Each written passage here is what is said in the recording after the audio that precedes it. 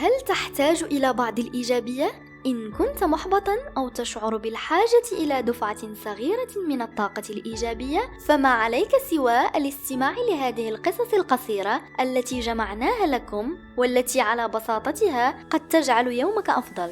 القصة الأولى: التفكير خارج الصندوق. قبل مئات السنين، وفي أحدى البلدات الصغيرة في إيطاليا، كان هناك تاجر طيب له ابنة جميلة، وكان للأسف الشديد مدينا لأحد المقرضين بمبلغ كبير من المال. كان هذا المقرض مرابيا، أي يتعامل بالربا، مقيتا كبير في السن.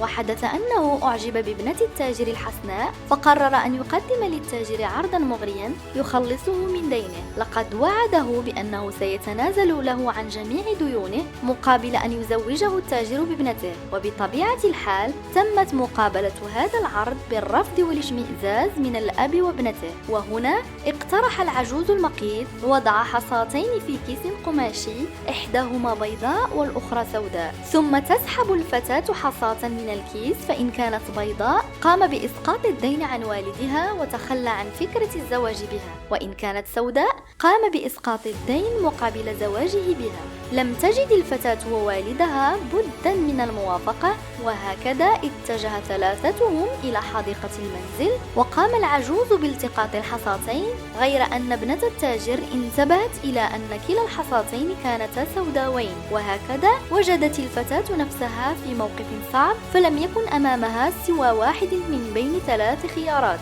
أن ترفض التقاط الحصات، أن تخرج كلتا الحصاتين وتكشف خداع التاجر، أن تأخذ إحدى الحصاتين وتضحي بنفسها في سبيل تخلص والدها من دينه. وبعد تفكير وتحليل توصلت إلى حل، فمدت يدها إلى الكيس والتقطت حصاة منه، لكنها وقبل أن تنظر إليها أو تفتح يدها تعمدت إسقاطها أرضا بين بقية الحصى، وقالت حينها: أرجو أن تعذرني يا سيدي على قلة انتباهي، لكن لا عليك، إن نظرت إلى الكيس ورأيت لون الحصاة المتبقية ستعرف لون الحصاة التي أخذتها.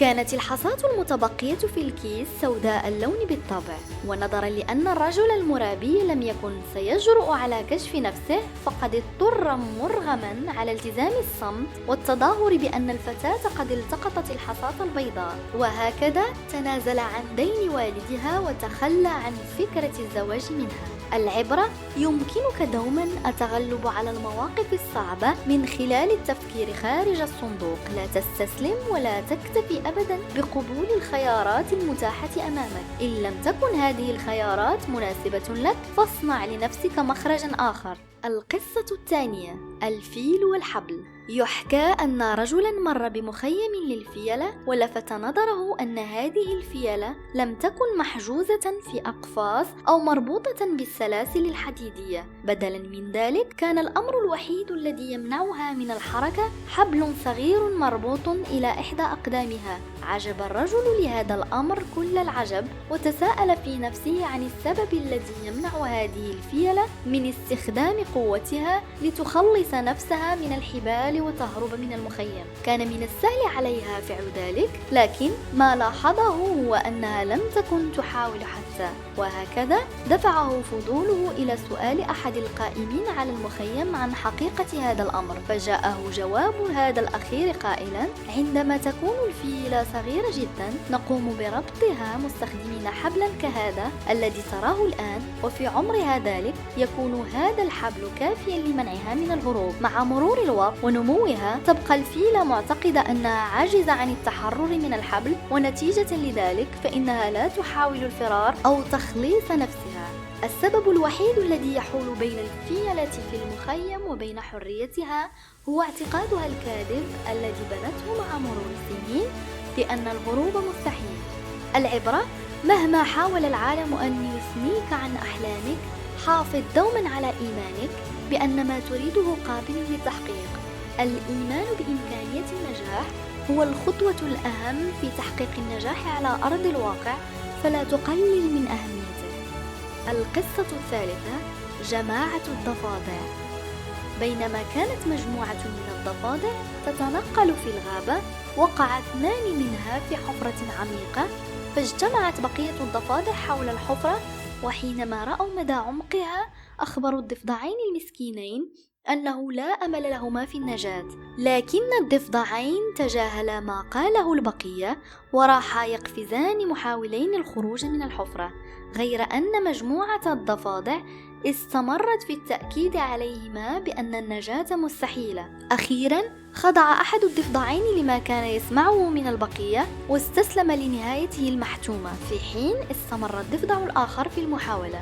وهنا على صراخ مجموعة الضفادع وصياحهم بضرورة التوقف عن المحاولة بلا طائل والاستسلام للموت، قفز الضفدع بكل قوته وتمكن أخيرا من الخروج من الحفرة، لكنه بمجرد أن فعل حتى بادرته مجموعة الضفادع بالسؤال: ألم تسمع منا ما كنا نقوله لك؟ في حينها أشار الضفدع الناجي لأصدقائه بأنه أصم ولا يستطيع سماعهم، لكنه مع ذلك شاكر لهم ولتشجيعهم له طوال الوقت حتى تمكن من الخروج. لقد فهم صياحهم على أنه تشجيع ولم يعلم حقيقة نواياهم. العبرة: يمكن لكلمات أحدهم أن تؤثر على حياة الآخرين، لذا فكر جيدا في كل كلمة قبل أن تتفوه بها. قد تشكل كلماتك كل الفرق ما بين الحياة والموت.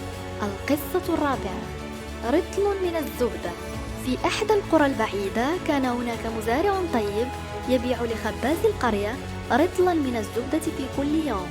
وفي أحد الأيام قرر الخباز أن يزن الزبدة التي يشتريها من المزارع ليتأكد من أنه يحصل على الكمية الصحيحة، لكن وزن الزبدة كان أقل من المطلوب. غضب الخباز غضبا شديدا ورفع شكواه ضد المزارع إلى محكمة القرية. حينما وقف الخباز والمزارع أمام القاضي، سأل هذا الأخير المزارع إن كان يملك مكيالا دقيقا يزن به الزبدة، فأجاب المسكين: حضرة القاضي، إني رجل فقير لا أملك ميزانا مناسبا في منزلي، لكني مع ذلك كنت أستخدم وسيلة قياس مناسبة. وكيف كنت تزن الزبدة إذن؟ سأل القاضي وجاء جواب المزارع: قبل أن أبدأ ببيع الزبدة للخباز بوقت طويل اعتدت على شراء رطل من الخبز منه يوميا، وفي كل مرة يحضر لي فيها الخباز رطل الخبز كنت أستعمله كوحدة قياس فأضعه على إحدى كفتي ميزان بسيط صنعته بنفسي وأقيس وزن الزبدة اعتمادا عليه. إن كان هناك أحد يجب أن يلام فهو الخباز. العبرة المستفادة: تذكر دوما كما تدين تدان، وما تفعله من خير أو شر سيعود إليك عاجلا أم آجلا. القصة الخامسة: الصخرة في طريقنا.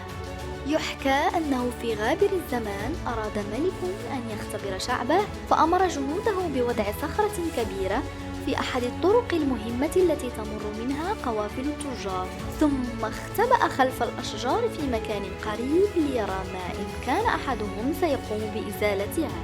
مر بضعة من التجار الأثرياء من الطريق، لكنهم لم يبعدوا الصخرة وإنما حاولوا العبور من حولها، فيما أبدى بعضهم تذمره وانزعاجه من ملك البلاد الذي لم يقم بمتابعة طرق مملكته وإصلاحها. لكن ما من أحد منهم أخذ زمام المبادرة وحاول إزالة الصخرة. أخيرا وبعد مرور ساعات طوال ظهر من بعيد فلاح بسيط يحمل سلالا من الخضار على ظهره، وما إن وصل إلى حيث الصخرة الكبيرة حتى وضع حمولته جيدا وراح يدفعها بأقصى قوته محاولا إبعادها، فنجح في ذلك بعد جهد كبير.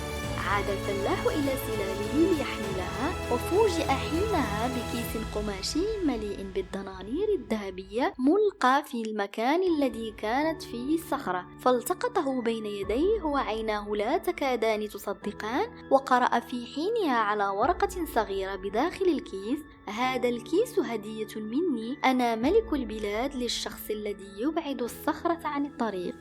العبرة: كل عقبة نواجهها في حياتنا هي فرصة لنا لتحسين ظروفنا، وفي الوقت الذي يكتفي فيه الكسالى بالتذمر والشكوى يستغل الأذكياء هذه الفرص جيدا من خلال طيبة قلوبهم وكرمهم ورغبتهم الصادقة في مساعدة الغير.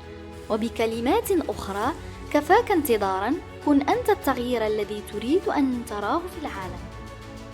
لكي لا أطيل عليكم أكثر أكتفي بهذا العدد من القصص، وصحيح أنها بسيطة وتعد في الغالب حكاية للصغار، لكن مما لا شك فيه أن العبرة منها حقيقة، وهي أعمق بكثير مما قد يتصور البعض. في كل مرة تشعر فيها بالإحباط وبالحاجة لبعض الطاقة الإيجابية، لا تتردد في تذكر العبرة المستفادة من كل قصة من هذه القصص. هل ترغب في المزيد من القصص القصيرة؟